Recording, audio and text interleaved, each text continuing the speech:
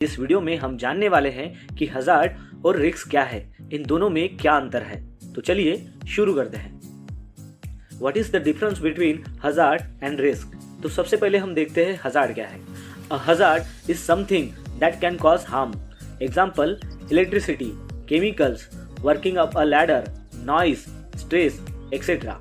मतलब कुछ ऐसी चीज जिसके कारण नुकसान हो सकता है उसे हजार्ड कहते हैं। जैसे कि एग्जाम्पल के तौर पर इलेक्ट्रिसिटी एक हजार्ड है, केमिकल्स एक हजार्ड है, वर्किंग अप अ लैडर मतलब लैडर के ऊपर काम करना एक हजार्ड है, नॉइज बहुत ज्यादा नॉइज है मतलब वो एक हजार्ड है, स्ट्रेस ये एक हजार्ड है।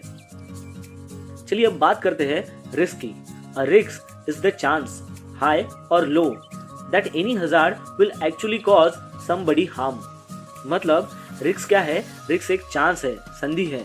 वो हाई भी हो सकती है या फिर लो भी हो सकती है, ज्यादा भी हो सकती है या फिर कम भी हो सकती है। और वो किसके ऊपर डिपेंड है? तो हजार्ड के ऊपर। हजार्ड जो रिजल्ट देगा उसके कारण किसी आदमी को या किसी पर्सन्स को जो नुकसान पहुंचता है वो है उसका रिस्क। चलिए एक एग्जांपल लेते हैं ताकि आपको अच्छे से समझ में आए।